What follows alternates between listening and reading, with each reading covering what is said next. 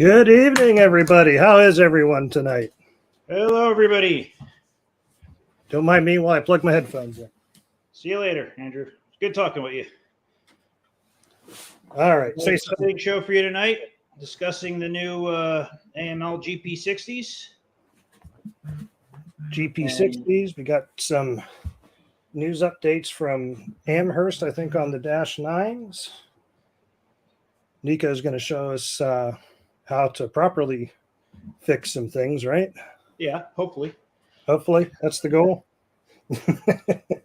Going to learn about quartering some Mikado wheels and fixing a slider on a USA Trains diesel engine.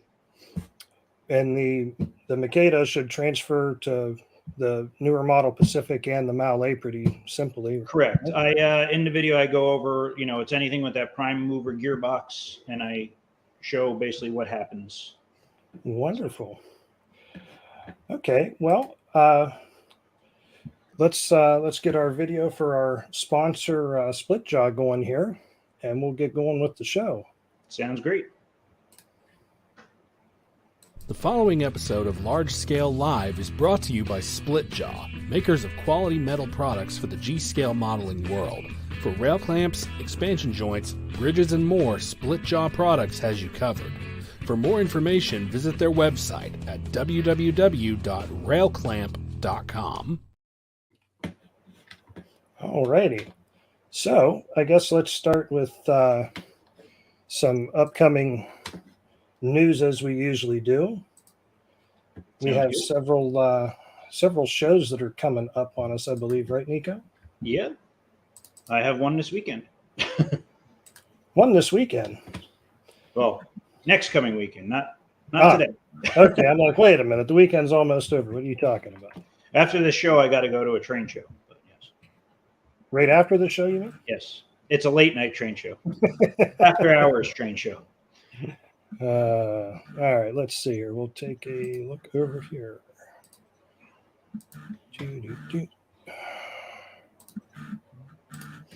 So which one are we going to start with here?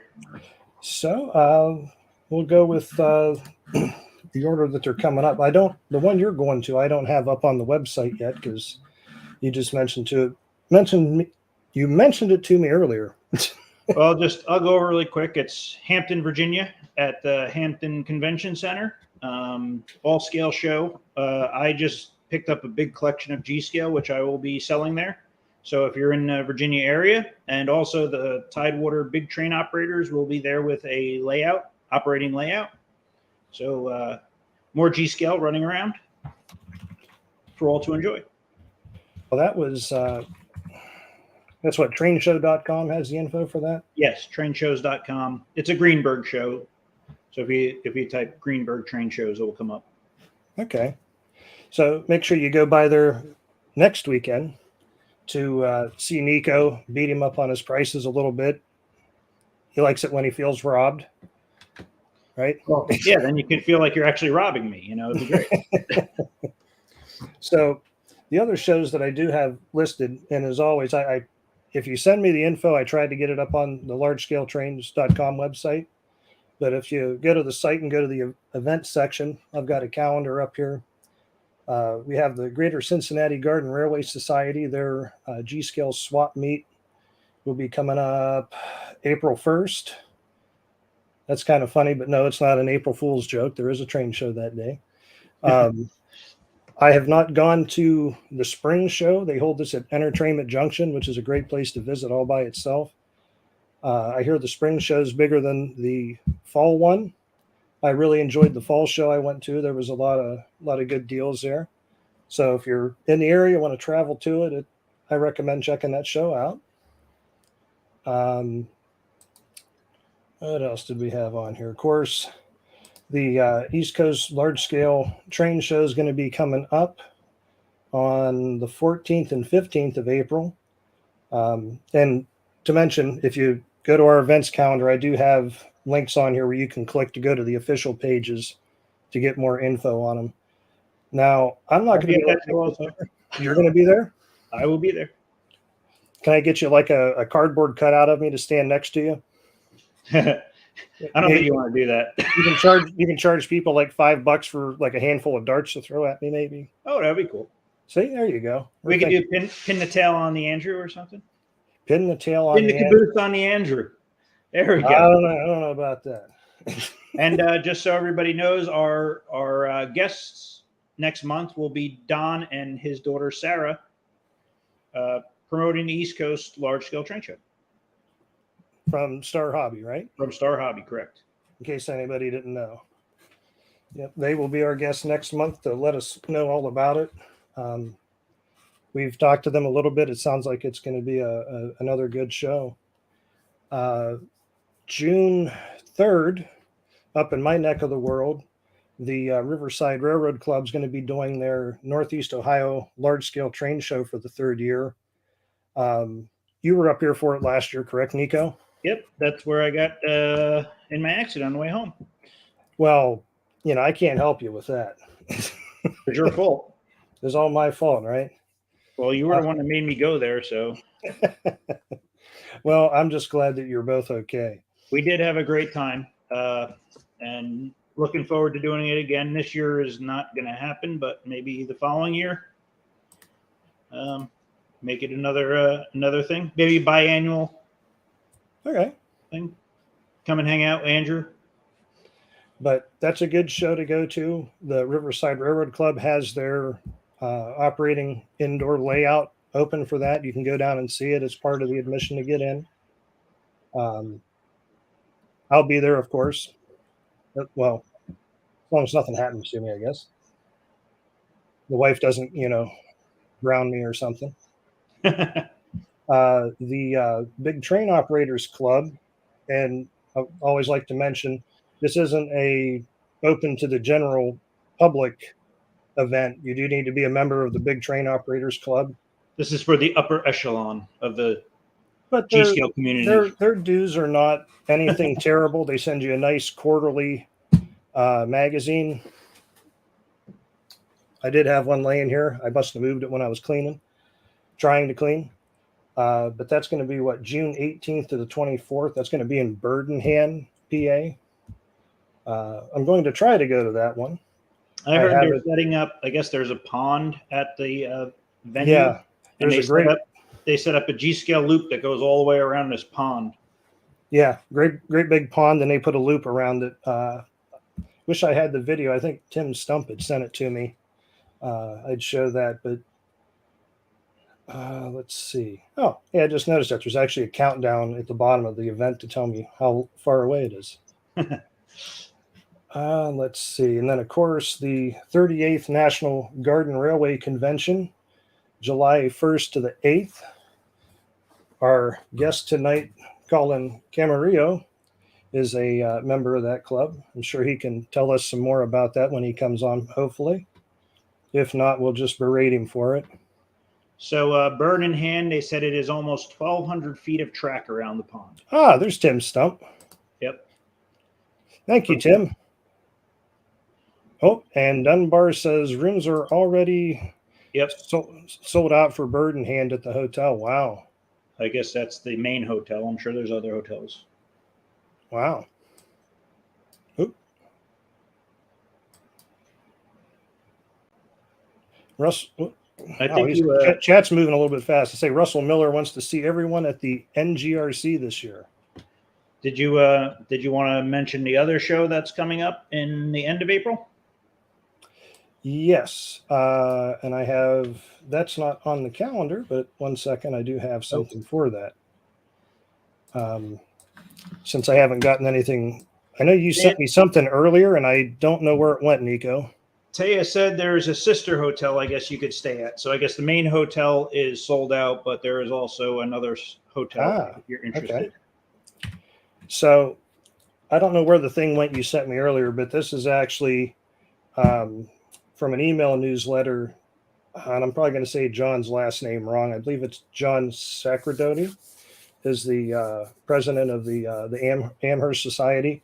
So April 28th and 29th is going to be a second large-scale show. This is going to be the Northeast large-scale train show. Large-scale train show. And I believe we're set up, not the next show, but the show after that. John that sent this email out is actually going to be one of 2 guests that we're going to have on. Correct. Let's see, did we have any other shows? I don't think so. So I guess let's actually let me look at my sheet here real quick, make sure I'm not skipping something.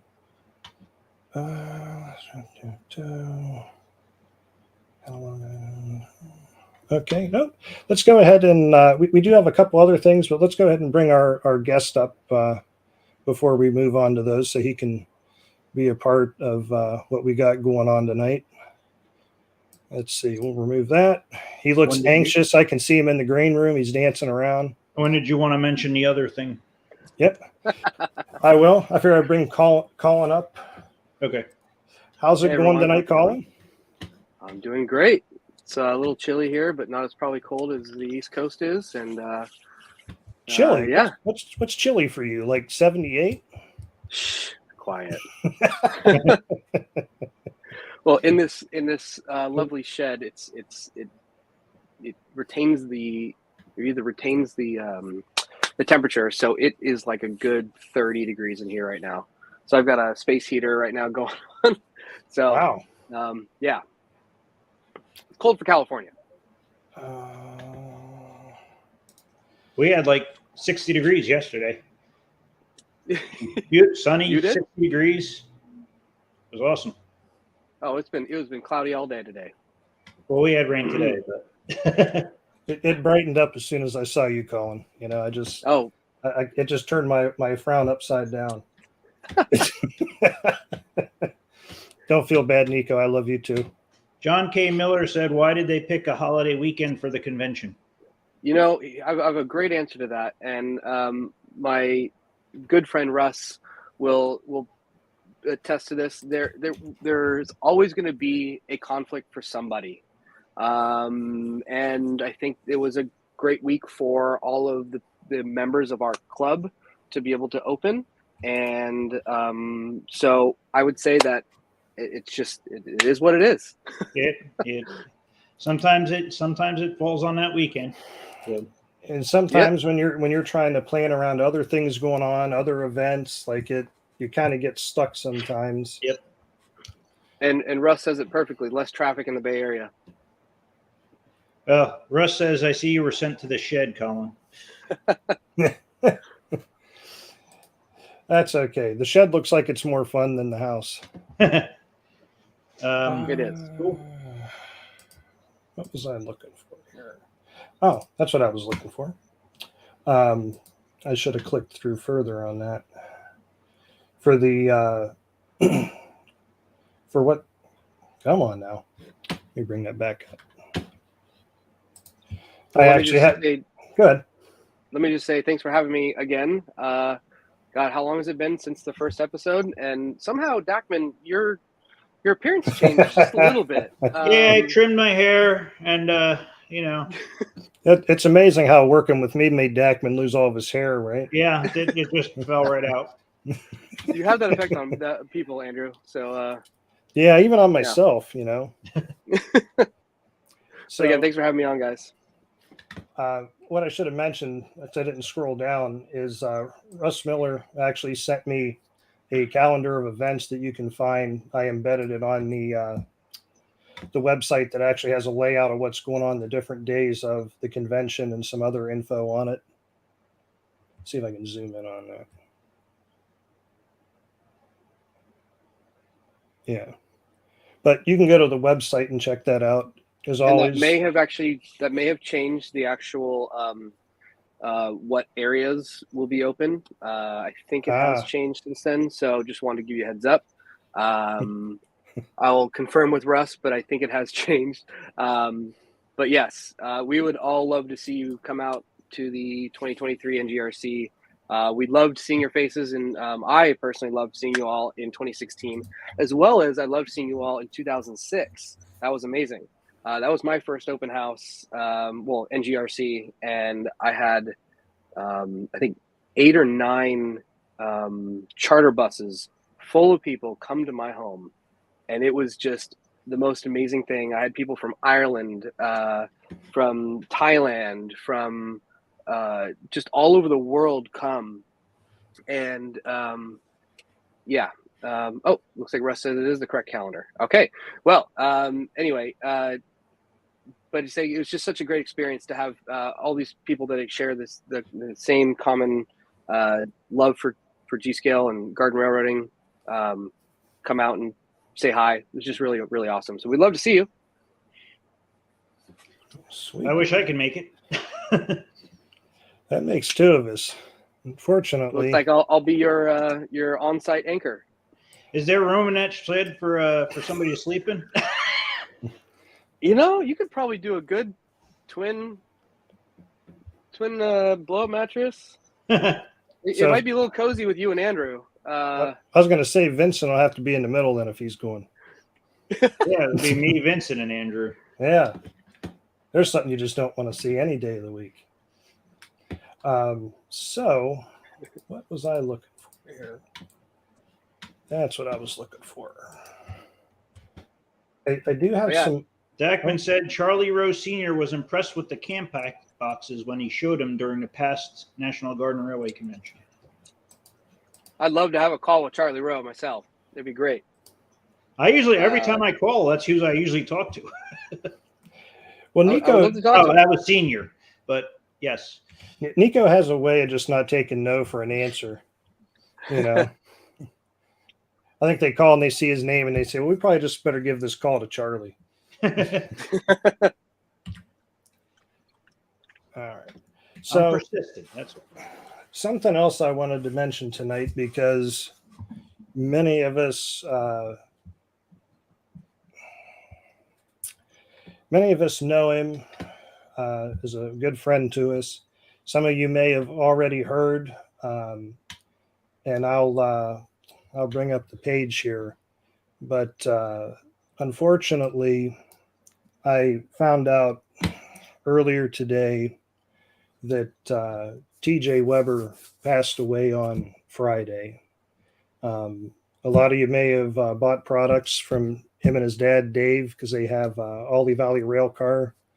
They do the 89-foot TTX flat cars. Yeah.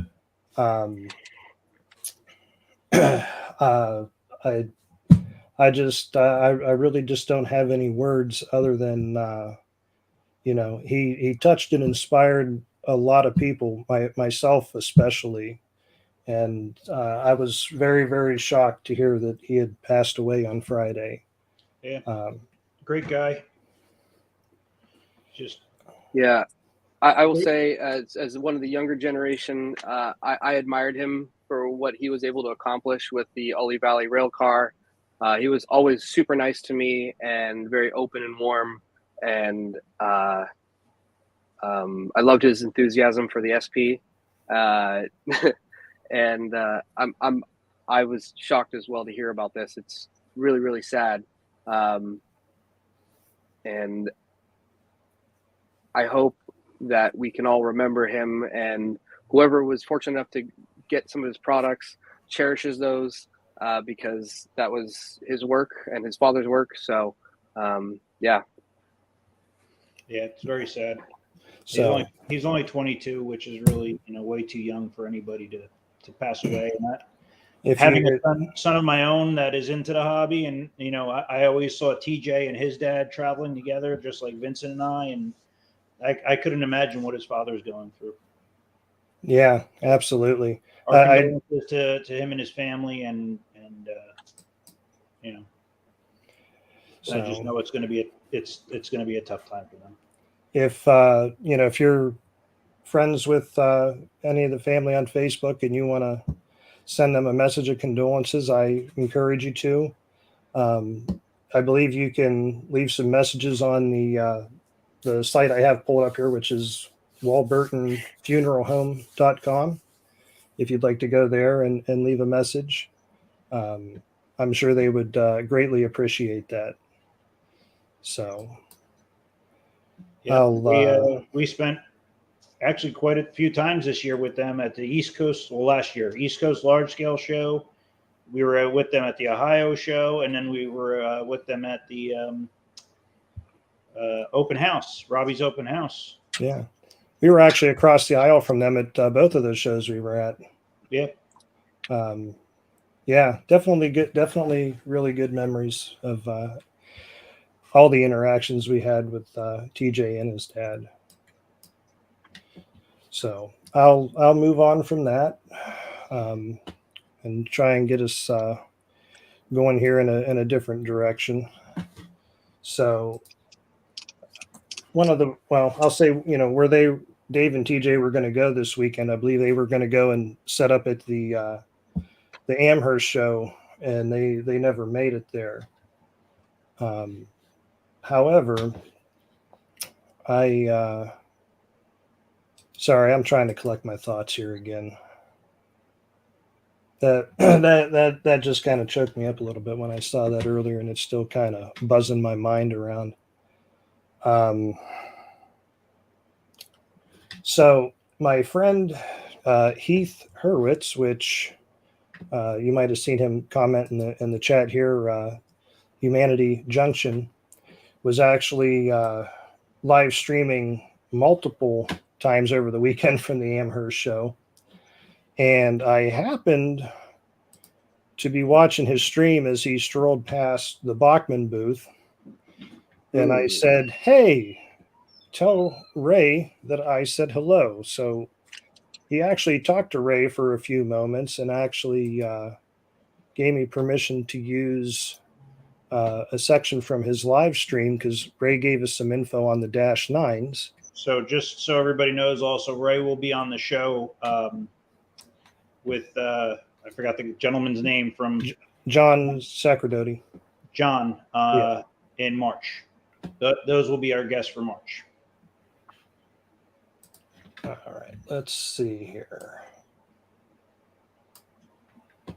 New offerings, apparently. These are new offerings from Bachmann, some Dash 9s in G scale. These things are massive. Massive. Keep in mind, massive, this was live, so there might be a massive. little stutter. Let me make that full screen there.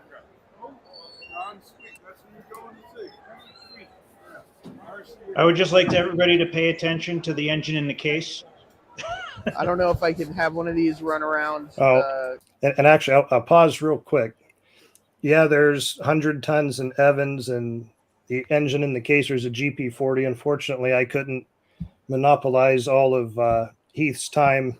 He was on a deadline, so I focused on getting us some info on the Dash 9s. Well, that's my engine. Ceiling. Don't be taking credit for that. That was my engine. I sold it to Bachmann. All right. I don't think they make the curve. There you go.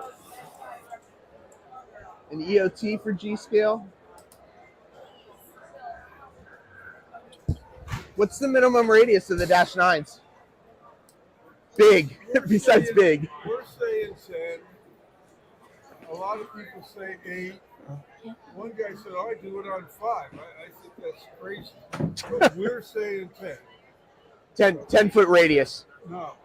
10. For some unknown reason, probably LGB, in large scale you talk diameters. Okay. 10-foot diameter, which is 5-foot radius. Maybe that's what the guy meant. 5-foot radius I'll buy. 10-foot diameter, a lot of people say 8-foot diameter, which is LGB number 1600. So I'm live on YouTube right now, and You're gonna break a lot of TVs. I'm being told to tell Ray that Andrew says hi. Hi Andrew, what's your name? MrPictovid. Oh, hey Andrew. Yeah, so I don't know if you saw me. I was over here earlier. I was actually taking pictures. This is my microphone. I was actually taking pictures of the Dash 9s because Andrew's doing a live stream tonight and asked me to take pictures for his live stream. Right. Take a look inside the UP. You can see the new interface. So here's the new interface. Covers off. You can plug anything in there. DCC, battery. Probably you can plug your swimming pool filter filter in there. I don't know. It's great. It's easy. You'll also want to go see Don Sweet at RCS. He's got one running. He's got one running. Yes. RC, are they in the Mallory? Or they're in Young the middle of the Young building? Not Okay. the middle. That's the club. In the near corner of the Young building, you'll see RCS of New England, which is Don Sweet. RCS of New England, Don Sweet. Okay. He does all my installs at home. Gotcha. And he's got one running. Fantastic. And he'll show you the Rail Pro, which is amazing. The Rail Pro is the greatest thing. It's got a picture interface. Yeah. So you hit the thing and you get a picture of each of your engines. So I want to run the RS, I hit the RS. And then I want to start the motor, I hit the motor. I don't have to remember CVs. I'm old, I'm stupid. I can't remember. I can't remember either. You want to ring the bell, you push the picture of the whistle. Oh no, that didn't work. The bell, hey! Nice. Thank you. You're welcome. Appreciate it. Go see Don. Will do. Will do. I was going to say, this Hi, doesn't... Andrew. To come back. Dash 9s are on the water. They will land by the end of February. So Okay. They should be readily available soon after that. There you go. Also, order them quick. They're selling well. Order them quick. You heard that, Andrew? Make sure you mention that tonight on the show. Pre-order them quick. They're going fast. We're honoring the initial price till the 1st of February, till the end of January. And they're going to go up a little because they cost more to do them before. Yeah. We'll order Yeah. the price. We'll honor the price until the end of the month. So if you're seriously going to get one, do it before the end of the month. Thanks for the tip. Appreciate it. All right. And that's what Ray had to say. So I don't know if gotta everybody get in. heard that, but they are going to go up in price. So that $750 price point is only for a little while. So pre-order them if you want one. Otherwise, it's going to be more than $750. Yeah, you got a little over 2 days to put a pre-order in if you're really thinking about it. It looks like. Yeah. Hey, Andrew, did you have a photo of the top down? I of the do. interface. Yeah, don't take the Ray's. interface be underneath. I guess that's the user interface. Well, don't take Ray seriously. I think he said something about plugging your AC in there or something. I I think he was Swimming pool. He said. swimming pool. Yeah. That I'm pretty sure he was joking about that. Let's see. It sounds like they may have done some changes to the actual circuit board. Yeah, they got did. rid of They completely redesigned it. Amen. See? The Aristo board was really not my favorite, to be honest. Uh, I like anything that's plug and play. It makes life easier. Yeah. where did I? That was actually a screenshot from the video that I took. You know what? Let's see. Ah, there it is. Greg, So looks like give we'll me- have to order one. The fifth switch, which Andrew's trying to get up and put on the video here or on the screen, is a NMRA and large scale switch. A lot of Bachmann engines have them because G scale runs backwards of the NMRA standard for some reason. But Yeah, I was wondering about that. So- Okay, that's why that switch is there. let's see here. And I guess Bachmann's, what is he saying here? Bachmann's own incarnation of the socket is pretty standardized. From what I've seen so far, it's very similar to the AristoCraft socket, where the pins come down at the bottom of the board and everything plugs in. I can grab my Dash 9 and we can compare it. Oh, wait, no, I can't. It's been modified.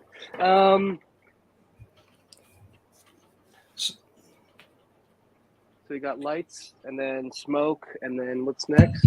Motor. Yep. Battery And track. Battery track. Yep. And then And there's then that. Yeah. NMRA large scale switch. I think that's the addition, isn't it? That's the addition. That's all that's changed.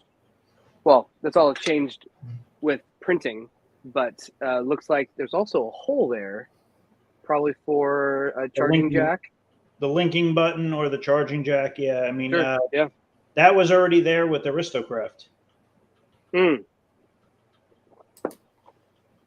As they were selling the Revo, they were starting to put in a spot to actually put the linking button. Well, looks like I'll be ordering a Union Pacific and doing a reverse patch job on that, making it a Southern Pacific reverse patch job. Well, you have 2 days to order it before the price goes up. Looks like I'll be doing it. Hey, I'm just glad Ray gave us the heads up on that. Yeah, that's a great heads up. I do have some photos that Heath was nice enough to take of the ones that were on the table. Yeah, thank you for that. Let's see here. I wish it had no interface and just wires. Easier to install Revo Rail Pro. So there's the one we were looking down inside of there just a moment ago. And I don't know if all the maybe all the paint schemes are represented here. UP. There's of course the NS. This is the one that I have pre-ordered myself. There's my GP40 again. Yeah, it's not yours anymore. Yeah, I want to touch on that in a minute, but let's keep going. It was already stripped. I was going to paint it CSX, and then I got a phone call, so I gave it up for the progress of the hobby. I have to say the BNSF looks pretty nice. To answer Chris Sambucci, no, I believe it still has the same prime mover gearbox as the other Aristo engines, which I would say is actually a good thing for those who need repairs for their current Aristo Dash 9s. That's a godsend. I mean, look, it even has Aristo couplers on it. So yep, everything's gonna your handrails. You can get your handrails again. I mean, besides the electronics, the outside shell is the same thing. It's amazing. I tend to agree with what Greg said there about Bachmann changing the gearbox. I can't imagine if they changed anything, there was anything drastic changed on it. There was Can I nothing just make really a quick wrong shout out? Greg is here. I don't know if anybody knows who Greg is. Greg is where? Those who've ever seen, who's in the chat. Greg is the one who's responsible for the website that Ted writes all those articles for. So if you ever go to elmassian.com and you see all these ways of fixing your trains and repairing them and doing them, that's all thanks to Greg and Ted. So I want to say what's up to Greg and what's up to Ted, and give these guys a shout out because these guys know what they're talking about with the hobby. Anyway, under the resources section on my website, I actually have a link to Greg's website on there. I've gotten a lot of very useful info from there. Yep. So to answer Chris Sambucci's, they will be doing other road names. This is just an initial offering. So if they sell good, just, then they're going to do other road names. Wow. These are, when you're looking at it, these are the most popular road names that are in existence right now. So I see, I'm guessing Greg's referring to his website when he says he's had 18 million hits so far. I'd believe it. Yeah, I believe it. I see Paul Torrey says he wishes they would have made the ditch lights flash. What do you mean? On the Dash 9. Did they on the Aristo ones? No. Oh, you had to do that separately. Yeah, you had to wire it yourself. Unlike the SD70s, when you're on low power, it would do ditch lights flashing, and until you get up to speed, it would go full light. Yep. Which I is know exactly what you're talking about. Not really prototypical either, but right.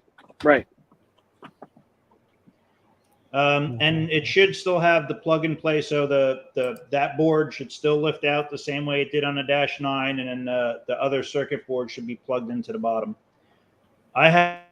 As soon as I get it, we will open her up on the show. Sweet. And from what Ray said, it's end of February, so shortly after that,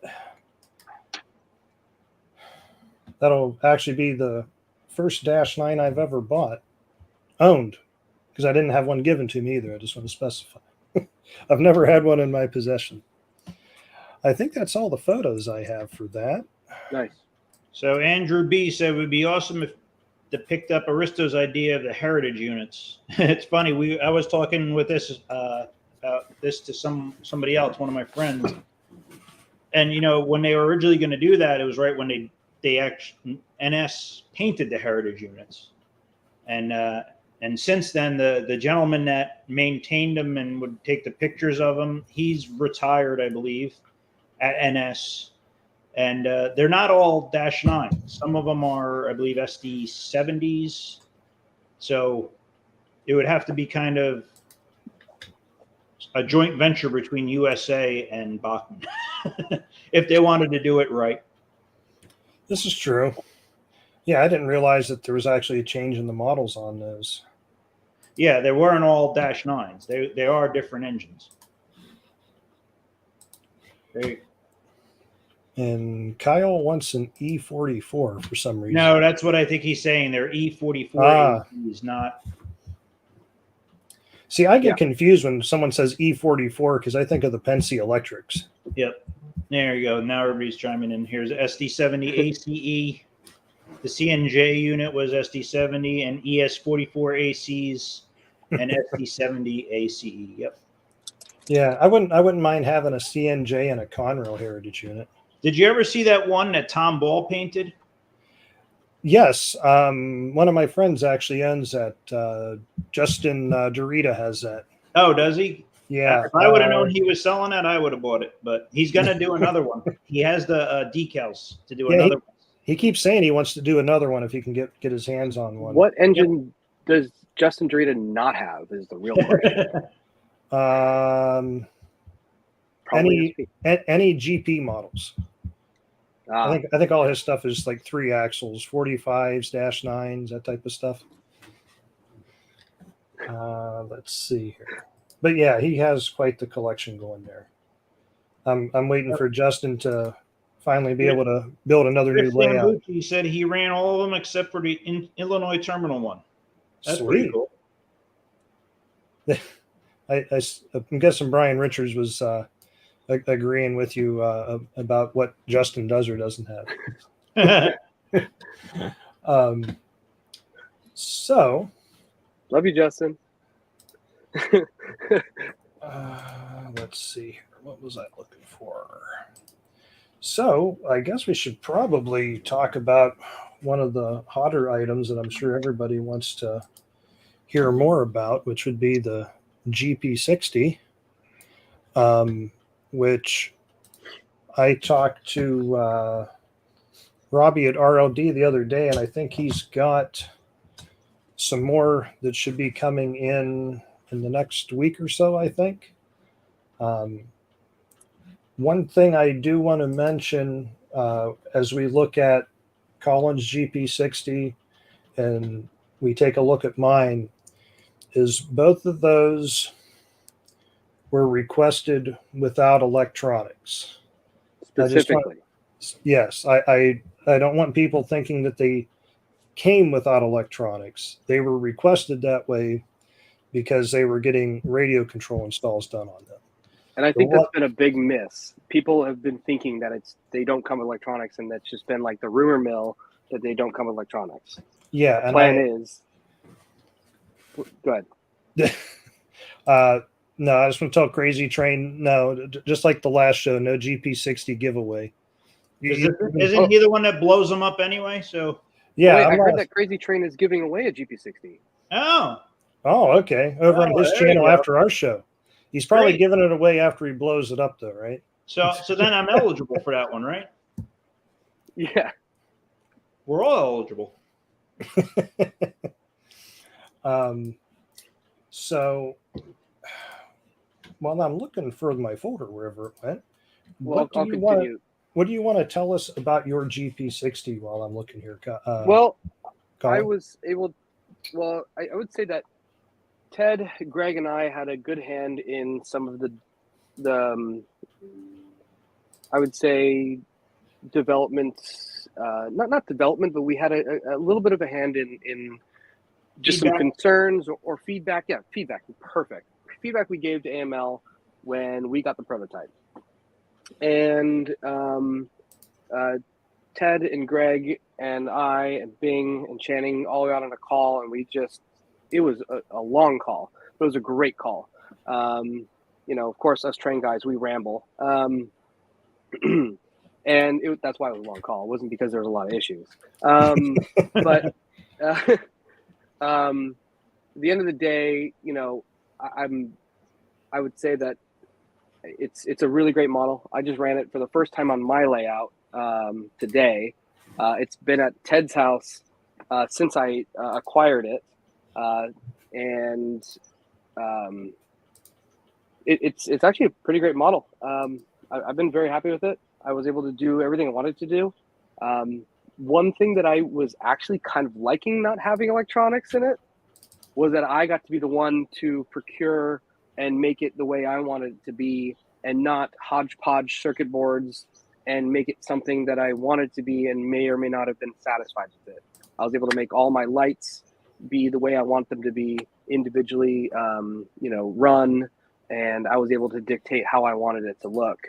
So that was my one benefit, just because I would have ripped everything out anyway. But yeah, I mean, I'm very happy with the model. I ran it up a 10% grade with 9 intermodal cars with 1 container, not 2, because those things are expensive. And up a 10% grade, and it pulled it by itself. 10%? Yes, I do have a 10%. Come to my house at the NGRC, which you said you're not coming to, and you'll see it. Everybody's gonna be blown away. You're like, what? You have a 10? What? I actually had somebody come out the 2006 or 16 and literally measure this grade. And he goes, I can't believe you're running this right now. So I usually run 2 engines that direction if I'm going up it, but I decided to, why not? And I did it. So it's cool. Okay. Interesting. You got to send me a picture of that. Sure. Just the grade. I don't. You don't have to put a train on it. I just want to see the grade. Oh yeah, I'll take one. I'll definitely send you some photos. Cool. So I'm not sure why, but I'm not getting previews on these pictures. Did you go through and clean out pictures or no, Colin? Yes, I did. Because I have like 113 pictures now. Does that sound right? Probably.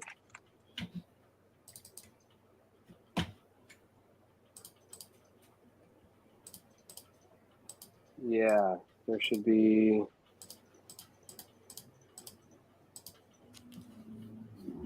So Greg wants us to detail the construction of the motor blocks. Okay, so where are we going to start? I mean, motor blocks would be a good place to start. Start from the bottom up, right? How about this? While I'm looking for some pictures here, do you want me to flip on your other camera? You got a GP60 sitting behind you, right? I grabbed my sweatshirt and use that as the thing to keep it soft. All right. And you got to switch your mic around or anything when we actually do that? What would you prefer? Would you like me to keep this mic on? Because I'm actually on the AirPods for the. That's fine then. Let's try it. Go ahead and swap over. I'll be right there. Okay. All right. Let's see here. Hey, how you doing? We don't want to see you. Much better. Let's see. Let's make that larger. Hey, Colin, are you still there? I'm not hearing you. He's muted. All right. Oh, Looks there like we we'll go. just use the bench cam Okay. audio. So we got 2 different things sitting there, correct? Oh, yeah. Well, here's the GP40 and a GP60. If you want, I could even get you a lovely, dirty GP38. Reverse patch job. Gorgeous. Like it should have been. So just so everybody understands, what is what manufacturer here? USA, Yep. Aristo, and AML. Very good. Thank you. Sorry, USA GP38, GP40 for Aristo, yep, and AML GP60. Sweet. Am I good to pull this off? Yep. Great.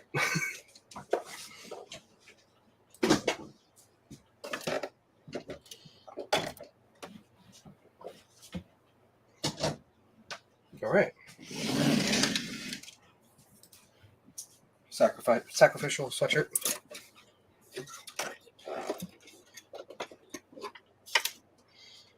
So the motor blocks look. I got this echo for me.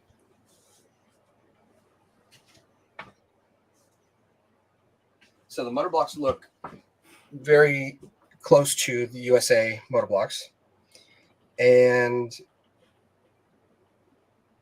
I mean, I'm trying to figure out what else to say to it, but they don't have pickup shoes, which is great. Hate those. It's kind of like both of. Oh God, I can't speak. Both of Best of Best both of both worlds. Aristo and USA. It So, kind of reminds me of a GP40. so what's going on inside the gearbox? It is not a metal gear. Do you want me to open it up? That'd be You awesome. can, or I think I might have a picture here of my own. And yeah, we heard they have ball bearings on the drive shaft instead of bushing. Yes, You which mean is on- a super big benefit.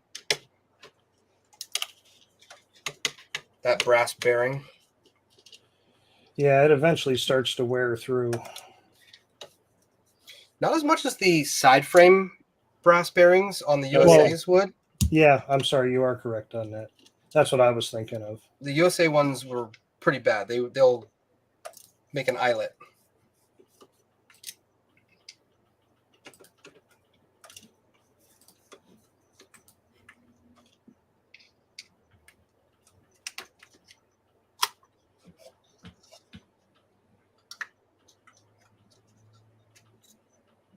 There you go. There we go. Can you zoom in on that a little bit, or? Let me see if I can.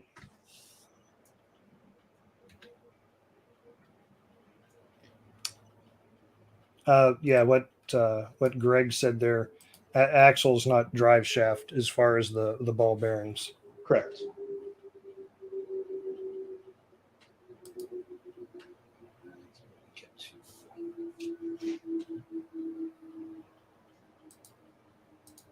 Yeah, USA Trains passes the weight because the motor block is not mounted. It's the way the motor block is in the side frames is by those pins going into the side, so all the weight is resting on that.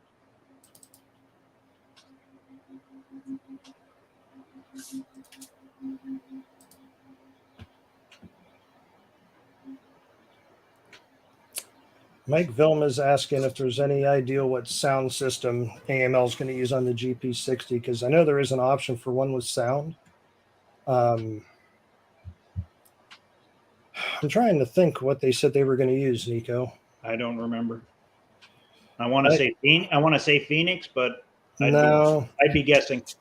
I'd have to go back and watch our video when we had Channing from AML on last season. He did mention It was ESU. ESU. Oh, Thank yes, you, Colin.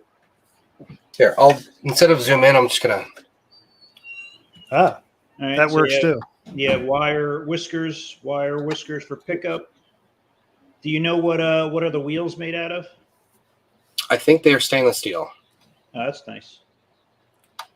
Now, one of the things that I was kind of like hit or miss on was the way they did the pickups for the power from the wheels. Just because I've had issues with the USA ones where after so long that wire wears through and breaks off.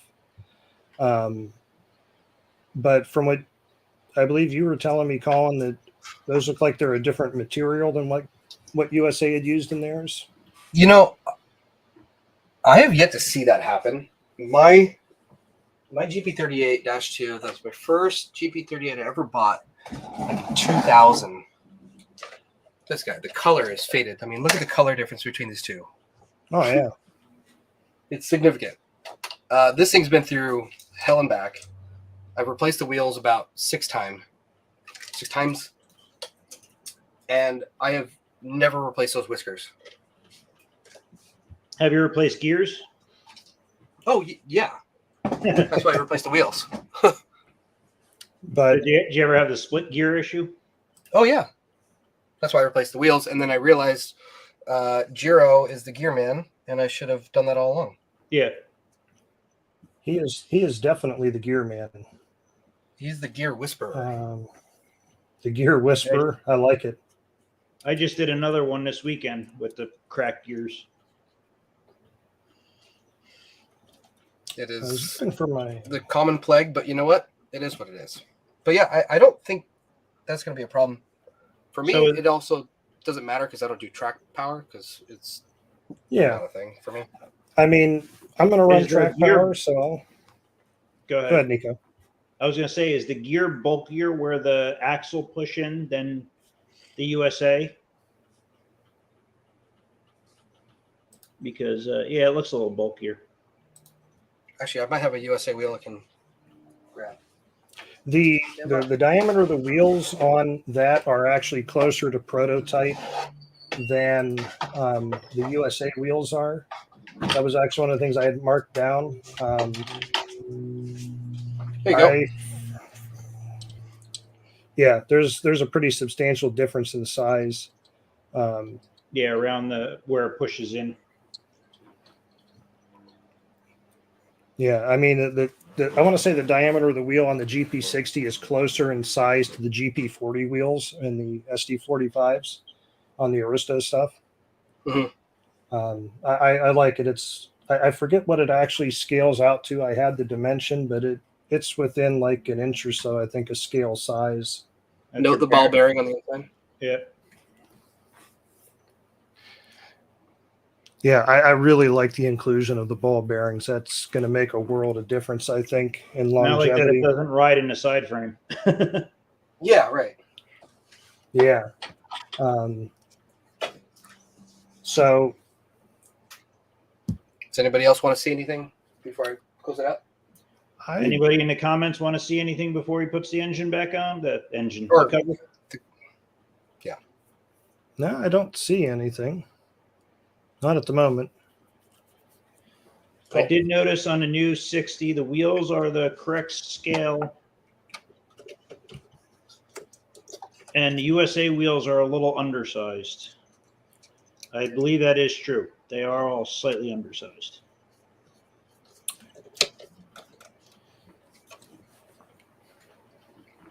How does the motor compare in size? That's another question. That's going to be a little bit more difficult one because I know I didn't take the motor out of mine. It's probably about the same size as like a GP40 motor. Yeah. Let's see what the GP40 looks like. Oh, can't see that. Yeah, it looks a little bit bigger than a USA motor. Yeah, I agree. Is it brass or steel? I don't know. Greg is asking, is it brass or steel? The axles, the wheels. I don't know. He just said, is it brass or steel? Oh, the worm. Is the worm brass or steel? The worm gear. It looked brass to me on mine when I looked at it. Sorry, Greg. I didn't see it was broken up into two questions there. Two statements. The worm under the axle.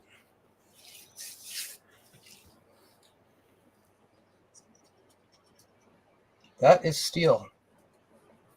Not not brass. brass. Steel? It's not. It's not the golden brass color. Yeah. When I looked at mine, it looked like maybe it was, but I mean, whether it's brass or steel, I mean, it's on Delrin gears. I mean, as long as it's not metal to metal. I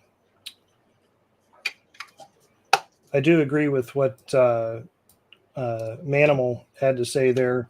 When I looked at mine when I had it open, it definitely looks like the blocks were possibly bored out to add the ball bearings after the fact. Which, if they went through the extra work to add that, I commend them for, deciding to go ahead and upgrade that. Oh, that's what I like to see when manufacturers. I mean, obviously, this is their first shot at this engine, but when you see progression on the engines, and they're constantly trying to make things better, It's Now- always a sign that, One thing I will point out that I noticed on mine, and I'm sure Collins is the same way. And keep in mind that some of the stuff that was advertised with these, was from 2 years ago now. Originally, it was advertised that the trucks were going to be die cast on these, which obviously they're not. I don't necessarily know that that's a good or bad thing. are the side frames die cast or are they plastic? No, they're plastic. No, they're plastic.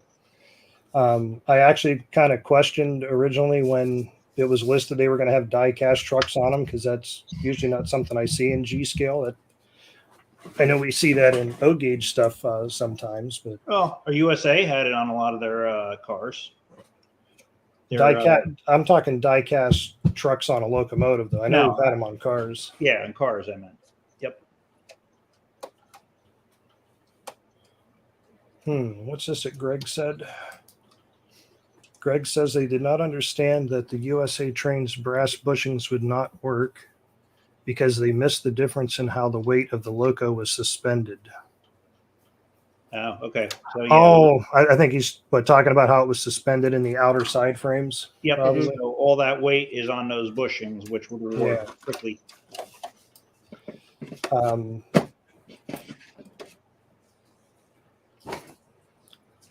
One other difference that I had noticed in when they had advertised it, and Colin could probably verify on his, but the bell that's on the underside of the engine, I believe that's just a plastic injection molded bell, correct? Yes. Okay. Because that was advertised originally as it was going to be brass. Again, for me, I really don't see that as it's an irrelevant thing for me, but there might be some people that see that and order one and realize that it's not. I would say that's not a game changer for me. No, it's not for me, but I'd like to note it because it was listed. It wouldn't be that hard to machine it. No, actually, to be honest with you, I think our friend Steve Benko has done a couple of brass ones for some of his engines. Benko, eh? Yeah, from Canada. A friend from the Great White North. Now, one thing to point out, on what's actually shipping, the roof beacon is actually just a solid plastic painted beacon. What you're seeing on Collins, he actually changed his out and actually put a functioning beacon on it. How hard would you say it was for you to do that, Colin? Well, I'll tell you this. I did not. Well, Ted and I were a little nervous. We took our time. We used a razor saw and just went as even as we could, cut it off, got a small file, did a few passes to make it flat, and then we started on our journey to making our beacon. This is a 4 LED beacon, thanks to the help of Greg and Ted, but mainly Greg on the programming side and the motivation to making an actual rotating beacon. Well, not physically rotating, but you get what I'm saying. So you're making the LEDs go around in a circle as if it's rotating. Yes. Would you like to see it? Yeah, why not?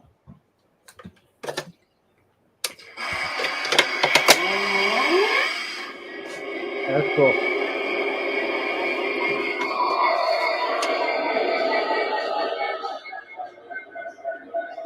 Nice effect. Yeah, I do have to admit I like that.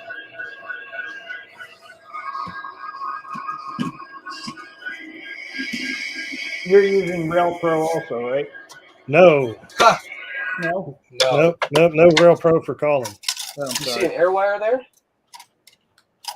This so is Class air wire, 7. but this is actually a QSI Titan soundboard. Okay. They're not made anymore.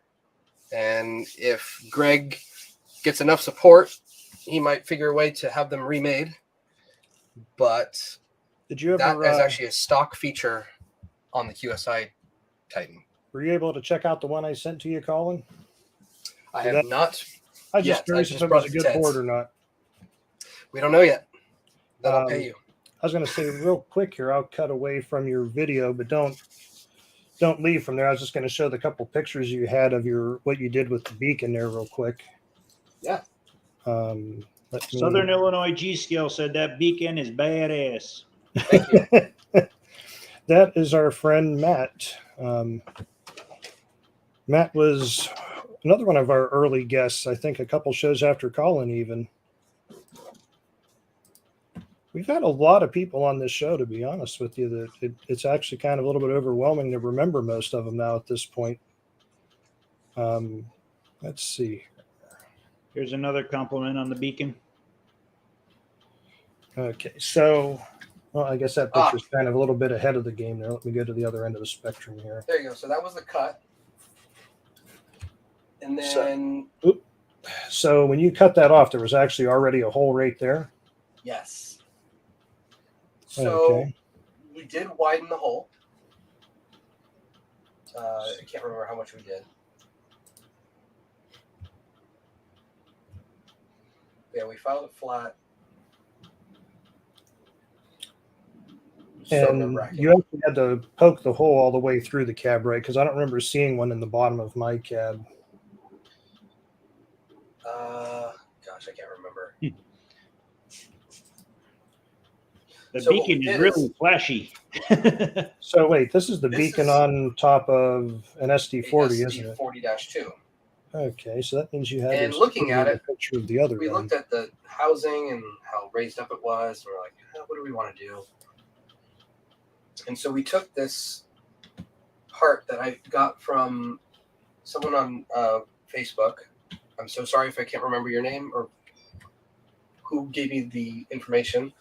We basically took the cap and just used it on top. So this picture here, if you're looking on top of the AC unit, that orange, that's just the painted plastic beacon that was there that Colin removed. Correct, Colin? Yep, that is correct. And then the little section at the bottom of the image, directly below the new beacon, that is just what I cut off of the new beacon. To Because get it was it just the too right tall. height. So Okay. you bought something factory made and then cut it down to fit on top. Yeah. Got it. And if someone needs to know about that part, I can send it to you. Just message me. Yeah. See, Cody said their hole has to be made for the inside of the cab. Yeah, it's been a while. I can't remember what we did. It was like 2 a.m. at Ted's house, and we were trying to get this done. We were like, we got to get the beacon to work, and we drill a hole. I can't remember what size hole it was, but we drilled a hole. And I think I remember doing that. So let's move back up. Move up a little bit higher on the. I mean, we kind of jumped around, I guess, to the beacon on the top, but Yeah. Let's see, where were we? Put that one back up there. So I know one of the things originally, and I think it's actually a good change, was originally, I believe it was marked the handrails were going to be plastic injection molded, and those are actually metal handrails on it. Mhm. Now, on yours, I've only seen 3 road names so far. I've seen the SP, the blue yellow Santa Fe, and of course the NS that I have. And on the SP, I didn't notice any issues with the handrails. On my NS, and this may be things that are fixed with this batch that's coming in, but like the end of the handrails where they should have been painted yellow, they were missing some paint. They were just the raw brass, which isn't a super big deal for me. I'll slap some paint on there and call it a day. I'm just hoping that that's taken care of on the ones coming in. And I know the Santa Fe kind of had a similar thing with the handrails. It just kind of looked like something they had missed. But I do consider the handrails being metal on that a nice upgrade, because I just don't think the plastic would have worked out very well. I think it would have been very brittle. It probably snapped off very easily too. I I do like the inclusion of the, they put a plow on the front of them. I thought that was a nice touch. Now, I know on mine, I didn't have anything for covering the backside of the ditch light housings. Did you do something with yours, Colin? Yeah, I did. For right now, because my ditch lights are red, I used just a little bit of red electrical tape on the back. You know, I was wondering about using black electrical tape on the back of mine. I might do that as well. I might actually do black first and then the red on the back to cover up the black. But it could still sort of shows through. If you look at some of my photos on the drive of the engine face on with the lights on, you might see a little bit of reflection of the light on the nose right here. But again, that might be something that they rectify, because like I'm going to point out again, these first few that went out were requested without electronics, so everything wasn't 100% finished on them. Yep. Just like I see the Infinity Hobby channel here said they were hoping it would have had battery plugs. It may, because they did mention it was going to, and I believe when I look at the brass plate on the top of mine, let's see, there was a plate. Yeah, there's a spot on there for a track battery switch. So there's a very good possibility it's going to have that. Here, I can pull it up for you. Yeah, I'm all these hoping. have not had electronics, so we don't know if they're going to come with a battery plug or not. Hopefully soon I'll have one that has factory electronics in it, and I'll be able to give a little bit more feedback on that. But That's nice. yeah. Honestly, I would not like battery pigtails coming out of the thing. It just reminds me too much of a toy. Battery cars. Yeah, I know. down. You're pro against battery cars. There's always somebody against something somewhere that doesn't like somebody else's way they do something else. Yeah. How's the printing look on like the sides of the long hood net on yours, Colin? Mine look really good on the sides. Mine is serial number 01001. Yeah, I think mine's number 50 or something. So I did see a few little flaws. Honestly, if you look up close, then you can see them. Yeah. Even from 6 inches to a foot away, you can't see it. Yeah, I mean, I've seen flaws in new engines from the other manufacturers as well. I've seen flaws in everybody's paint job. So In general, I think the lettering in that is really nice on them. We'll see though as the rest of them start to come in, and like I said, I haven't seen. There's 3 or 4 other road names as well that haven't shown up yet. CSX hasn't shown up yet. Yeah. So I got a question for you. When inside the chassis, Aristo-craft usually has that metal bar running down. I found the picture of that actually. So do they have anything to stiffen the chassis in there is it more like a Oh US yeah, they definitely got something in there. Where's that picture? Here it is. So it's a combination. It's a solid piece of metal that goes from the front to the back. Yeah. But it does a combination of the shell and that piece of metal to keep the frame rigid. Oh, good. I like that the body posts go all the way down to the bottom too. Yes, me too. And that's a pretty robust piece of metal in there. Now, the one thing I will mention is the screws that come up from the bottom that go into that metal weight. There's actually no screws out at the ends of that, like out at the porch ends. Yes. And with the actual shell off of it, those ends will sag a little bit. When you actually put that shell on and screw it down, and it pulls those porches up against the shell, Yeah. is where it gets that rigidity back at. And I'm not sure if it would have been better if they had put some screws in the end up through. I mean, once the shell's on there, it seems like it accomplishes the purpose that it's set out to do. Yeah, it ties everything together. Yeah. So, you know, it's kind of one of those, I guess it depends on how you think about it kind of things. Yeah. Well, I mean, it's never gonna be run without the body on it for the strength. So yeah. you know, that's fine for it to be a part of it.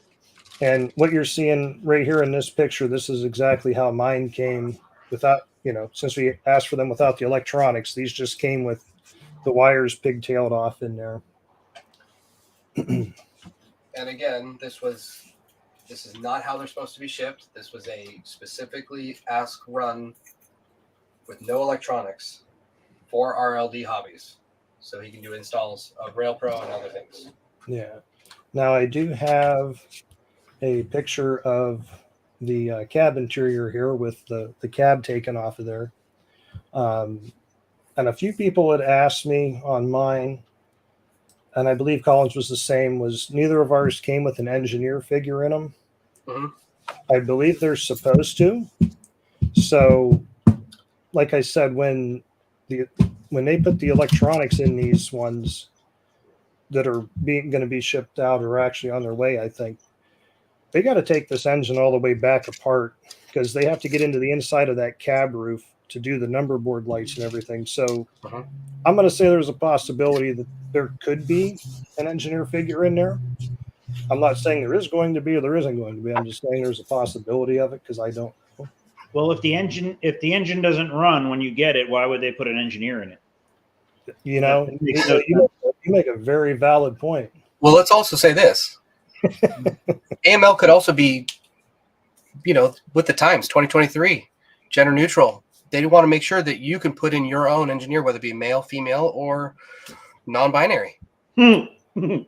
Or, you know, they're going for crew reduction and then, you know, they're figuring it's going to be radio control, so we don't need an engineer, There right? you go. See? AML, forward thinking. This is true. I was actually looking. You had a picture of the inside of the cab. There it is. So that is the inside of the cab. And now that's actually a metal plate in there because for the cab roof. With that out of there, there's actually a little bit of space up there, and there's actually a pocket where that roof AC is at. And no, the roof AC is not a separate piece. That's part of the cab. It's molded in. Yep. Oh, so you can't remove that. I want to comment on this picture real quick. Yep. To the right, you see the white tape? Yes. That I put on myself with Ted because we wanted to make sure there's no light bleed. Yeah, I was planning to do the same thing. The number boards, as well as in the center, that is the perfect 5mm LED grommet. So I literally put a flat 5mm LED, and it would sat in perfectly. Wow. For my cab light. I was just looking for the other thing I wanted to show here. So this is this photo right now. If you can see the left, all the wires. That is the cab light. That's what I was looking for. You had a pic of the wires coming out the back. Cab light, headlight, number boards, there it is. All 4 LEDs for the beacon. So you guys made a controller for that beacon? No, that is part of QSI. Yeah, the board takes care of that. Oh, okay. So all you needed was the 4 LEDs in I guess series or parallel, and then they. Yeah, I made one common for ground, and then it took up 4 drivers, which the QSI can have more than 4. I got you. Okay. I want to. Slide Cat may be poking some fun there, but I want to address again that the ones that are actually everybody's going to get are going to be completed. These are just the way that we acquired these ones without the electronics. I just want to make sure I don't get people excited thinking that this is how all of these are going to come, is without electronics. That's not the case at all. And I requested mine as well so I can make a CamPac box for this locomotive. I need to get it as soon as possible. Now, where is it at? Maybe you can see it in this picture. Yep, there we go. So I believe you put your battery inside, but from what I looked at in my fuel tank, it seems like you could probably fit a pretty beefy battery down in the fuel tank on these. Yes and no. I think Robbie was actually having a battery specially done, or he might already carry one that actually fits in that fuel tank. You'd have to make a custom battery. Yeah, I think Robbie had that done, to be honest with you. But yeah, you put yours inside. That Visitone speaker you have in there, that lines up, because I have mine, that lines right up with the mounts that are in there. Perfectly. Now, a speaker did come with both mine and Colin's, but Robbie just spoke up here. 30 of the SP and NS have arrived at Accucraft. Oh, there we go. Hang on, I'll flip you back up there, Colin. Let's see.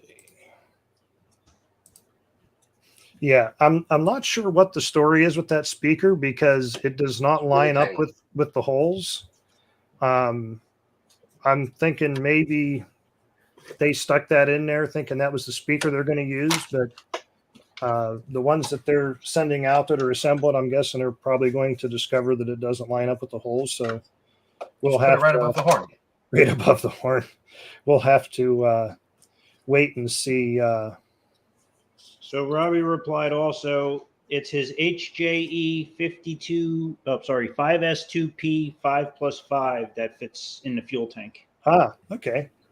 Thank you for providing that, Robbie. I knew you had one. I just couldn't remember what it was. And Cody said it's a 6,700 milliamp hour.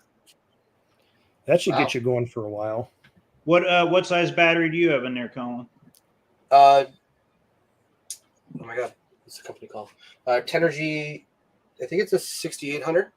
Oh, okay, so around the same size. Same thing, and it literally takes up this front part right here, and everything else I'm open to. Oh, sorry. Let me push it up a little bit. I mean, the one thing I'll say about putting it in the fuel tank is it's pretty simple to get to if you got to drop the fuel tank off of it. So Brian Richards is asking a question, I guess, on that previous picture where you had the. Let me bring that back up. What is the board in the rear of the unit? That is a Lynx receiver. That turns the QSI into AirWire. Okay. That's what that board is. Okay. And that is what I did not have to send to you with that board I had, because the engine I pulled it out of, they were doing DCC on it. Now, the great thing about QSI is that it runs track power, DCC, or battery. And it will actually know if you were to run track or track or DCC without you having to program it or change it differently. It'll just work if you're a track power person. Did you say QSI? Yes. Okay. Yeah, they stopped making board. Well, QSI makes boards. They just don't make G-scale ones, correct? Okay. So QSI Industries stopped making the G boards. Yes. I remember them being at the East Coast show one year. Yeah, every chance I can get my hands on a QSI board, I will. So if anybody has any QSI boards, I'll buy. Now, let's see here. Oh, here's probably a good picture to take a look at. Hope if I grab the right picture. I know you took this stuff off because, well, no, actually, no, you still have some of those wires. That's the connectors coming in. Now, I know on the USA stuff, that's pretty easy. They just slip off there, but I believe AML actually soldered those, did they not? Yes, mine were soldered. That's why I cut them. So I just hope, and this is my 2 cents, because I've seen it where these have gotten bent and touched each other. So I just hope they put shrink tubing on those. I plan to do that on mine. Yep. So, like I said, I plan to unsolder mine. I fixed the customer's engine, and that's what blew the Revo. The fuse on the Revo board was that just that something knocked into it and caused a short, and that was it. yeah, definitely you want to at the very least, one on each side you want to have insulated. You don't want those two together. Yep. Getting contacted, because that will definitely cause you some issues. Yeah, if you're running on DC, it's not a big issue. But as soon as you go into a radio control where you're separating your input from your output, your input being your track power and your output being your motor control, you don't want those to cross. And actually, here's a good shot that Colin took of the backside of those ditch light housings. It looks Actually, like Ted took that photo. What's that? Ted took that photo. Well, thank you, Ted. I'm assuming on yours, and I was looking at my LEDs, you're able to bend it, and there's actually lay down in that trough, so to speak. And So I use Pico LEDs. Okay, you use the real tiny ones. Okay. Really tiny. And they had the wires that were long enough, and they're really tiny wires that actually fished all the way through and up that center channel in that hole right in the middle of the photo. Okay. Let's see here. They're very thin. See if I can show you from here. Okay, let me drop that down.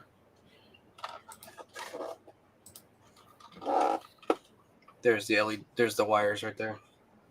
Okay. I see a glimpse of the CamPac box in there for the GP60. Yep. Very nice. Are those Special thanks available? to AML. Are they available on your website already? They are available. They have been available since I was able to finalize the product with Ted. And there is a link to Colin's website in the description of the video if you're on YouTube or Facebook. You can see it closes up the opening. Actually, it's better seen here. On the bottom there, yeah. It's, which is really great. It's not as big as the USA Trains opening. Yeah, I was actually surprised by that. Like, there wasn't much Quite of an opening small. left in there. So,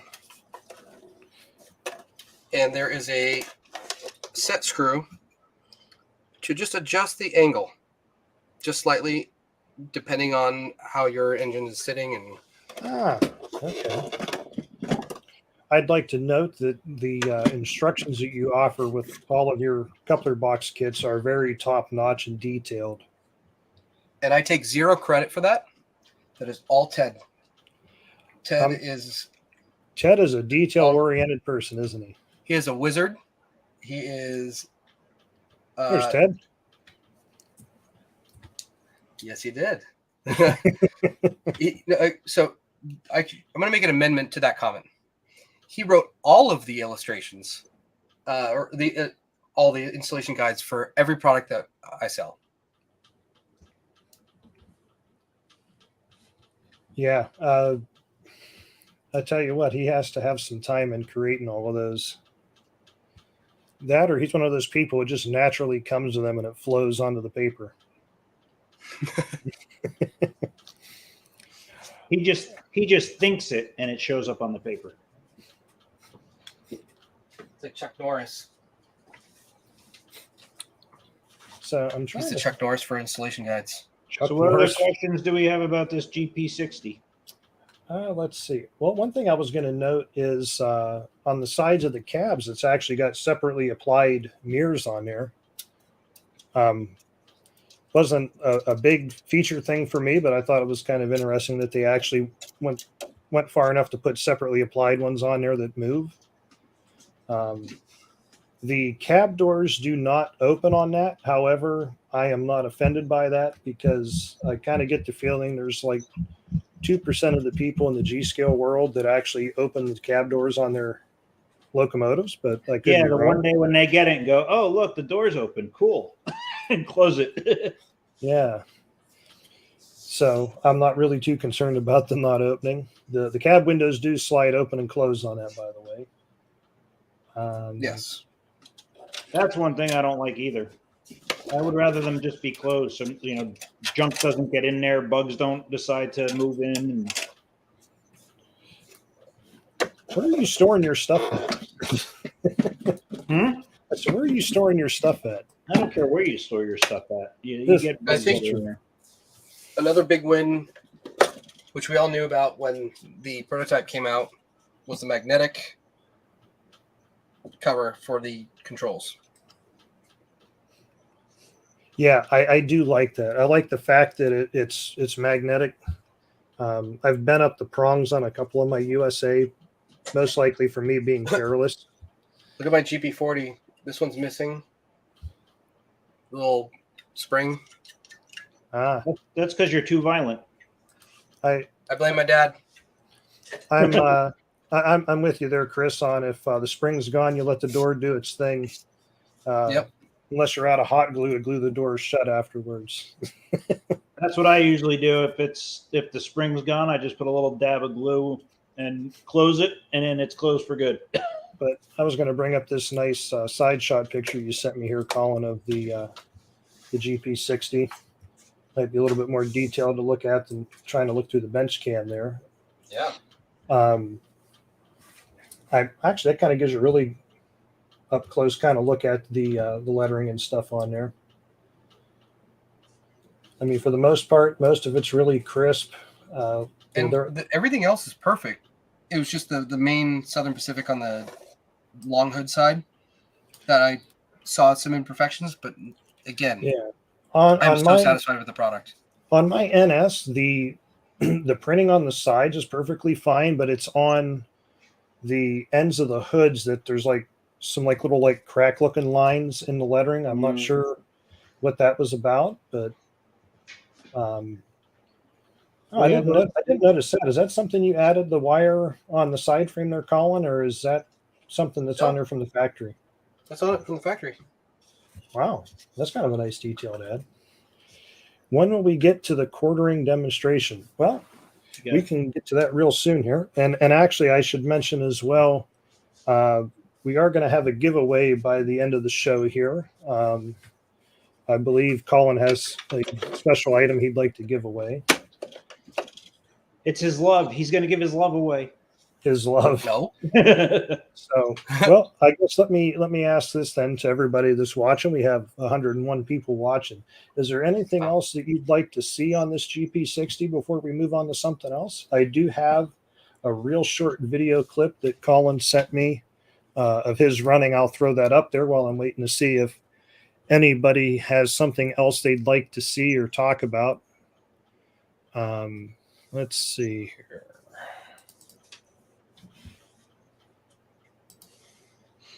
So also I'd like to mention if there's any other repairs people would like to see, anything specific, send us an email and I'll make sure to get a video of it as soon as I have that repair that I could do, or if I have one of my own that I could show it on. John, there's no smoke unit in this one because it's there's no electronics, but I guess they're planning on putting a smoke unit in it, correct? And we're in California, and there's no smoking here.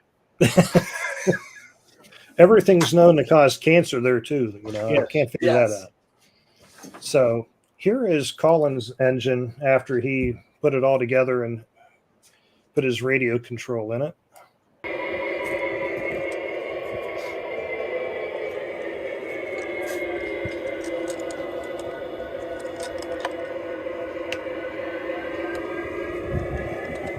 This is at Ted's house.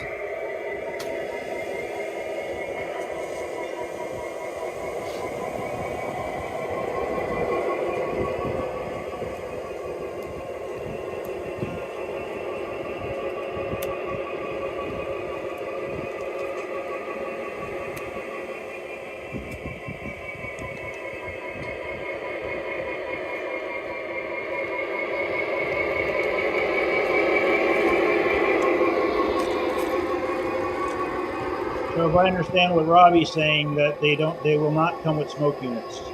Okay. He would probably have a better idea out of any of us. Yeah.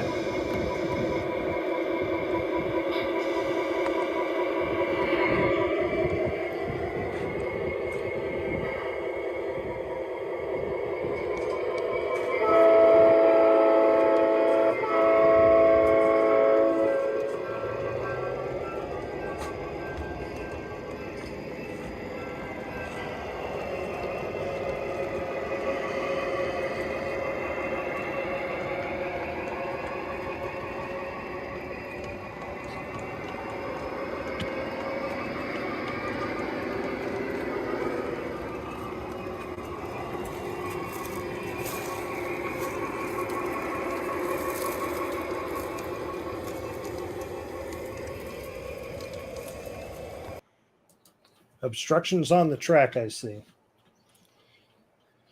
So I didn't see anybody else really pop anything up. Oh, okay, yeah. Chris did mention something. I was looking at my list here of what I had. Now, I'm guessing when AML did these, they were probably looking at West Coast models, because I believe it's correct for Southern Pacific and Santa Fe, I think UP. There are no rear number boards on these, as in, like, those roads did not have them. Now, I know NS, I know CSX did, but I can tell you on my NS that there are no rear number boards on it. They didn't make two variations of it. I'm not sure if they didn't catch that, or if it was too much of an extra cost to do, but I did want to point that out. I'm not going to lose too much sleep over it. Some other people might, not like that. Well, is the outline there where the number boards would be, or there's nothing there at all? No, hang on here. Let me. Because if there's an outline, at least, if you really wanted to, if you're that much of a purist, you could cut the hole out and put the number board in. So it's probably going to look the best, but here's the end of my long hood. And as you can see, there's no outline or anything on there for the number boards where they should go. Okay. I was hoping there would have been at least just like you said, an outline of it, and then Yeah, you could figure out something to do with that. The one other thing I'll mention, Colin's isn't quite so bad because his is black number boards with clear letters, but you'll notice on my NS that it's black numbers and the number boards are actually clear. Oh, they never painted them.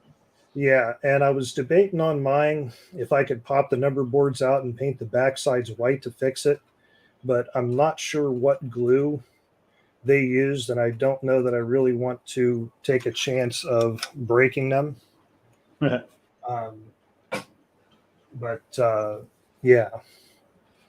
I was just looking real quick to see if there was anything else I missed.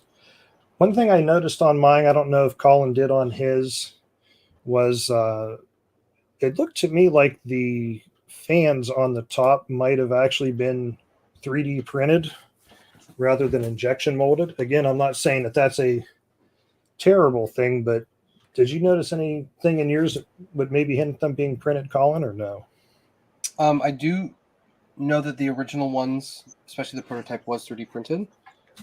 Yeah, and I probably can't. I'm not going to be able to show it to you on my webcam because it's not that good of a quality. But if I look really, really close and kind of look at them, I could maybe maybe see what looks like some layer lines, but you got to really look at them to see it. Yeah. So it could just be me. Maybe I'm crazy, but Yes. I am crazy. Made a mold of it. Aren't we all? Yeah, that's true too. They could have made a mold of the ones they had printed too, which if they wasn't cleaned up 100%, it would have transferred. Yep. So let's see. So I think we're good on the GP60, and as always, if you do have questions afterwards, drop them in the comments. We can always revisit this, and we will revisit it because I'll have a second one coming. I have to put radio control in mine. As you can see, it's all nicely taken apart and multiple pieces behind me. That's all the farther I've gotten. Hopefully people are surprised that I got that far. We want a due date of when the radio control will be installed. Due date? I don't know. What year? Date and year. Come on. So, step up. We had someone asking about your demonstration on quartering the wheels, I believe, if I'm not mistaken. Let me see where I have that at. And also not mentioned, Nico, she also did something on repairing the sliders on the USA locos as well. So John is guessing July 4th, 2028, you'll have your Revo installed. John, have you started down your countdown to summer 2028 yet? That's what I want to know.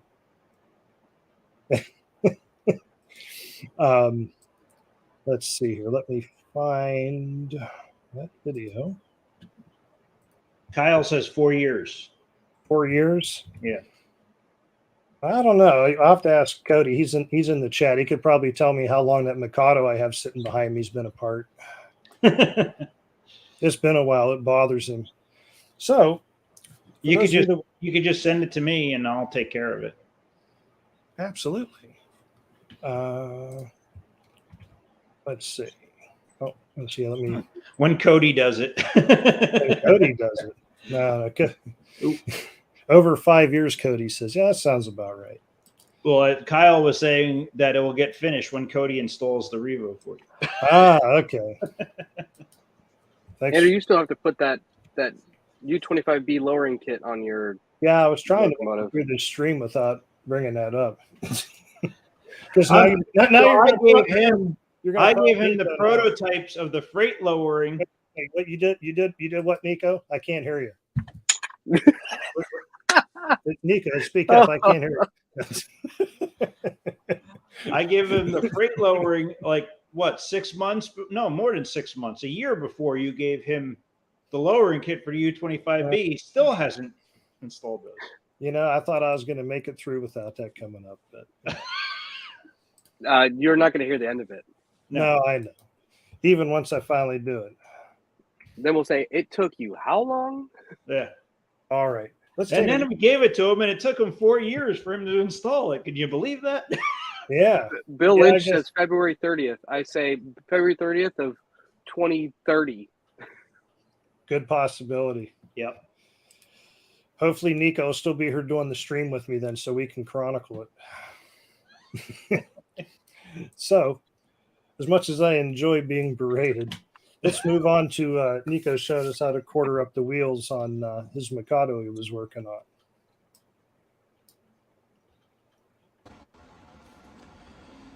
Hello, large-scale live viewers. We are on the workbench of 4-track RR, doing some repairs today.